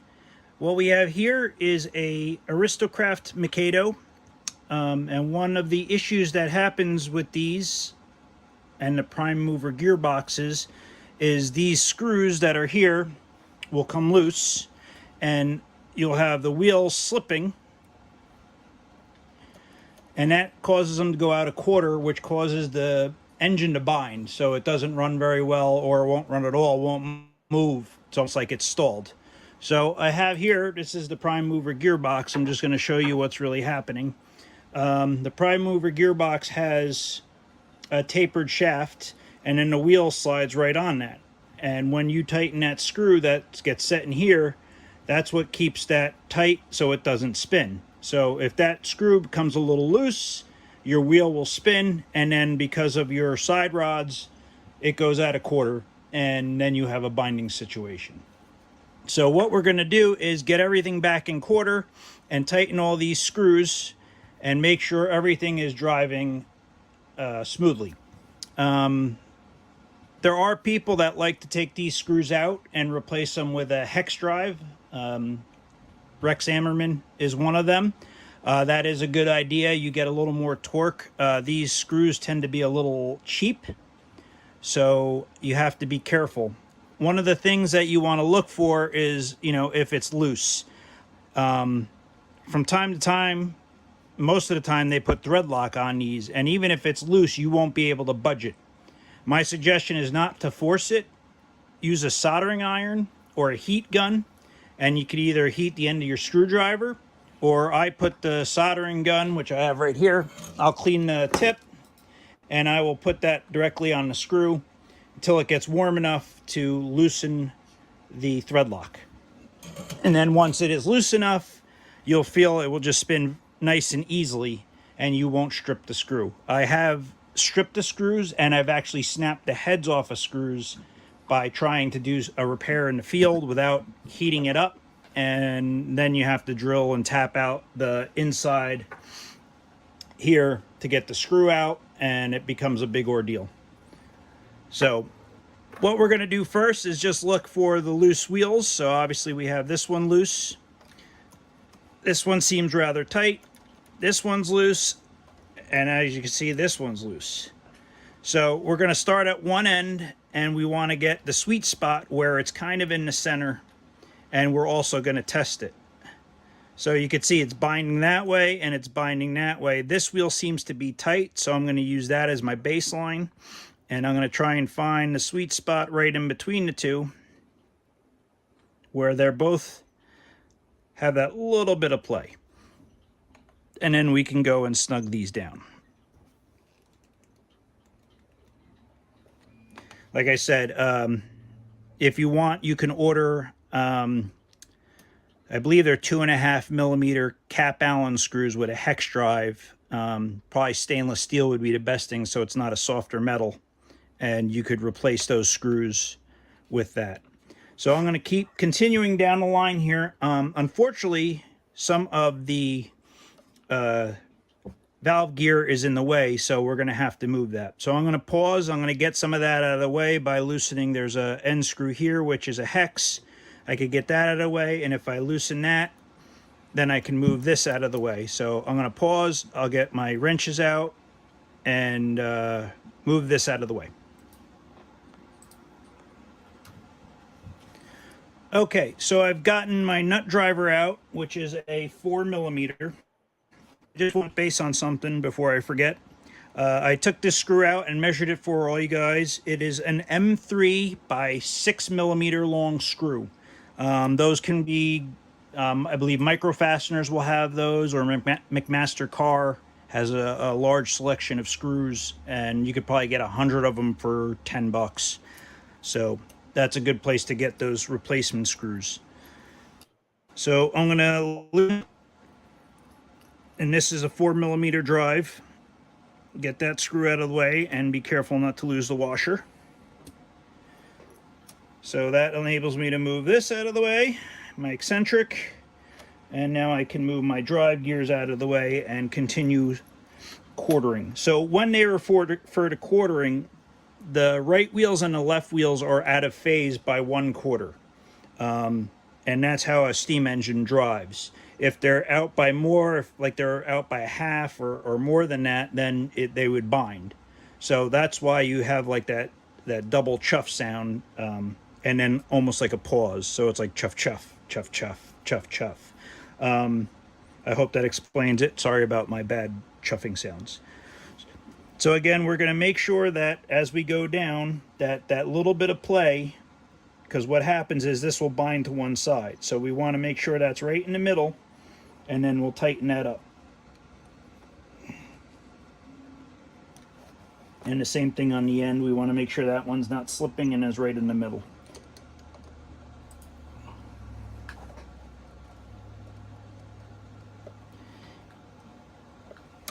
So I've done this once or twice, not on this particular engine. I found that sometimes they come loose. Some people like to redo the thread lock on it. I can go either way with that decision, whether to put it on or not. I mean, there is thread lock in there, so I'm not really too concerned about it. Usually it happens with expansion and contraction in the winter. So basically that side is done. I will just go back and tighten all the screws, make sure they're tight again, and then I'll reverse to the other side and do the same process, and then we'll do a test run. The other thing I wanted to mention when you're reassembling your eccentric valve here, this should be pointing directly at the weight straight up. So you want to make sure that that is in the right position when you take it off and when you put it back on. Otherwise, if it is out of sync, it could bind also. So another good way to test that everything is in alignment. So again, make sure all your weights are in the same spot. So they're all equal. And then you could actually, there is a little bit of play in here, so you should be able to move the two wheels. I hope you could see that. Let me zoom in a little bit here.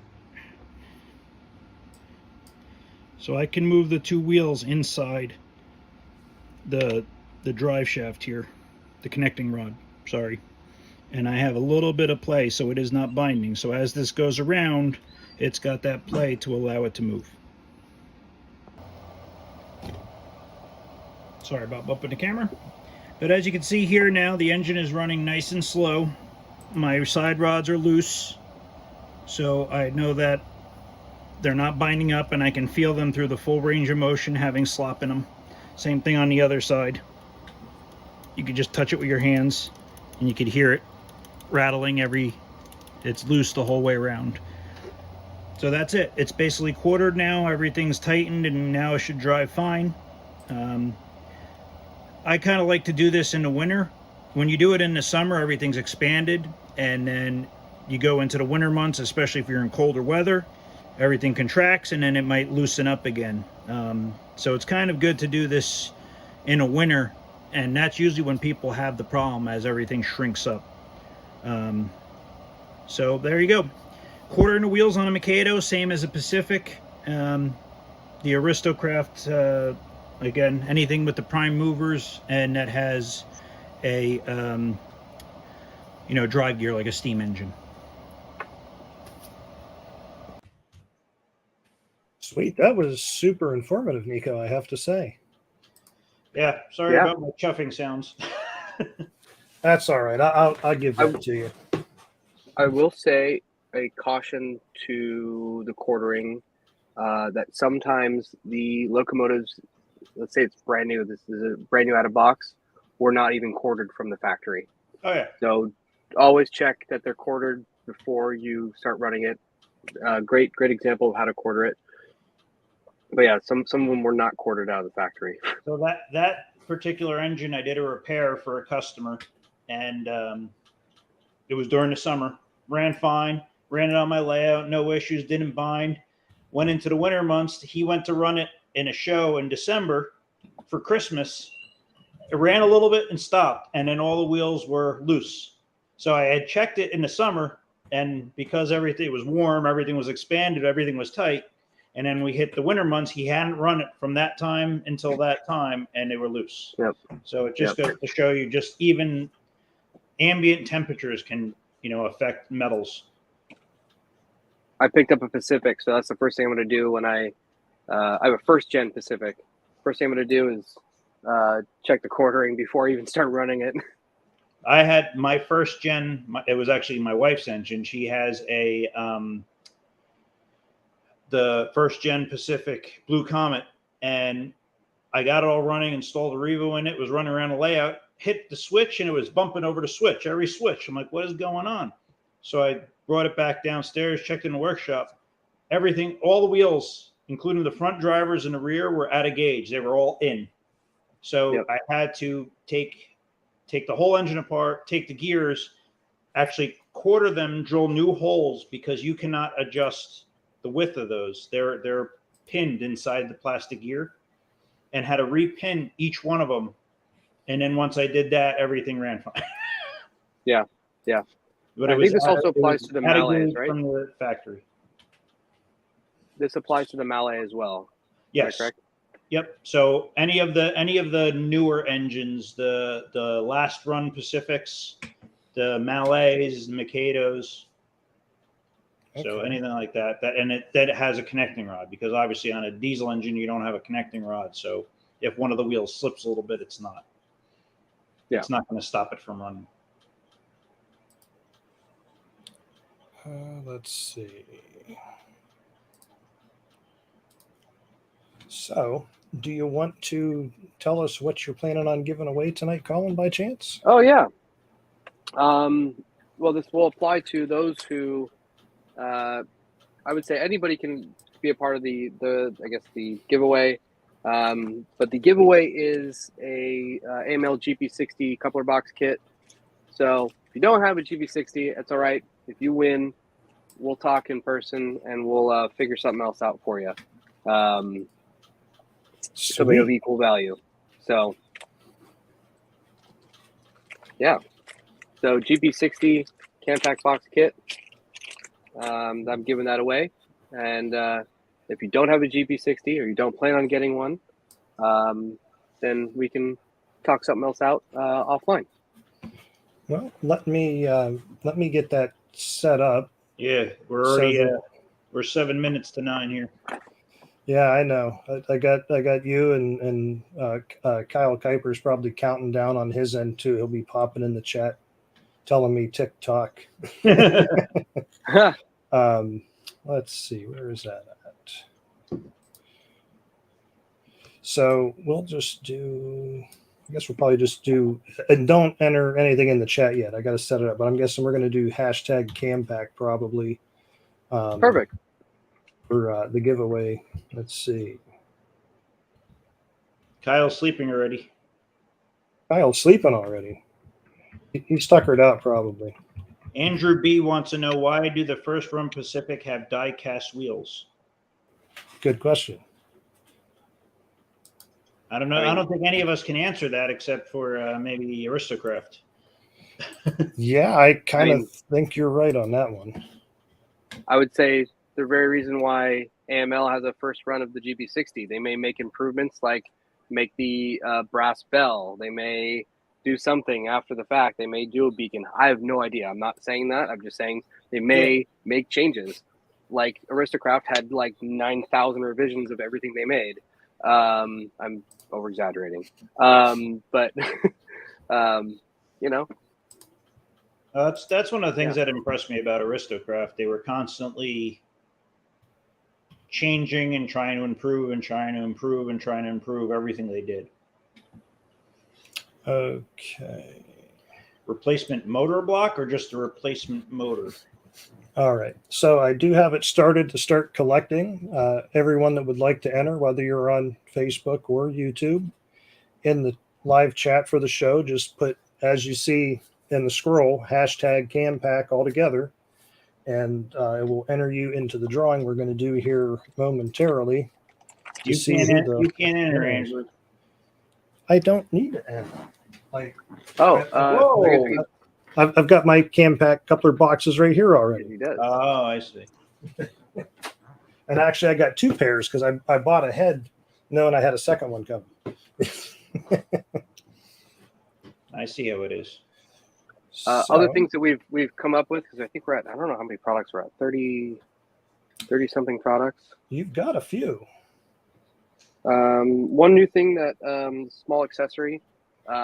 This is actually not resin printed. This is on an FDM printer. This is a replacement bolster for the AristoCraft heavyweights. Now, it's not just a replacement bolster. This is to adapt the USA Trains die-cast metal trucks to get rid of those AristoCraft, trucks that are just weightless. It gets your passenger car to weigh a lot more. It is kind of a niche thing, but it is quite nice to have these heavy USA trucks on your, kind of gives you a second life to your AristoCraft heavyweight. So is that's the heavyweight truck? As the heavyweight truck from the USA heavyweight on a Aristo heavyweight. So it's a replacement bolster, and that's one thing that Ted and I worked on. We were trying to resurrect my AristoCraft heavyweights. Real quick, Nico, how long was that video you sent me for the slider repair? Was that a longer video, or? No, I don't think it's very long. A couple minutes, maybe? I think it's like 4 minutes. 4 minutes. 3.5 minutes, 4 minutes. That one's shorter. We didn't really have that listed to do tonight, and just because I know we're hitting close on time, I might hang on to that, and we'll show that on the next live stream. Sorry, go ahead, I Colin. guess I'll continue then. Yeah, sorry. USA or on the AML route, if you have any first gen AML box cars or rolling stock, they made they didn't have these springs inside the trucks to prevent the side frames of the trucks from pigeon toeing. And these are just springs that I sell that actually insert into the trucks to prevent the trucks from pigeon toeing and binding, so they thus not creating drag. So they actually keep them out. These I used on a very, very expensive machine. I only have one run of them, and I've got a bunch of them that I've made. I actually hand bent or used a machine to bend each little bend myself. And that's a cool little thing that I made thanks to Ted. And actually AML now implements them in all their latest revisions of their products. You'll see that part, that actual spring, in all of their trucks now, thanks to Ted. This is a number 6 Aristo number 6 frog insert. This prevents your cars from drooping or dropping in the flange of the switch. This does not apply to the Y, but this applies to the number 6, the large turnout from Aristo. So if you ever have any problems of your wheels dropping in the frog and catching, this prevents that. I need to order a couple of those from you. Do you do you want me to bring up your site, Colin, with your list of products to show? Why not? Okay. Let's see, might have to rearrange that. So again, if you go to Colin's website, and in the description of the video, you will find the link to his website, because I can never remember how to spell his name because I'm terrible, I guess. But as you'll see, Colin makes numerous different adapters for just about all the USA trains locomotives. I think what your Datum Precision boxes work on most of the, like Aristo, as far as the GP40, SD45.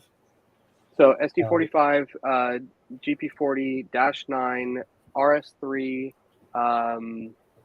RDC, E8, E9.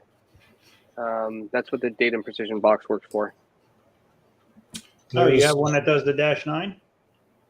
Yeah, the Datum Precision box, the metal one, right? Yep, it's an all aluminum CNC box. It'll outlast your locomotive. Actually, that's the one.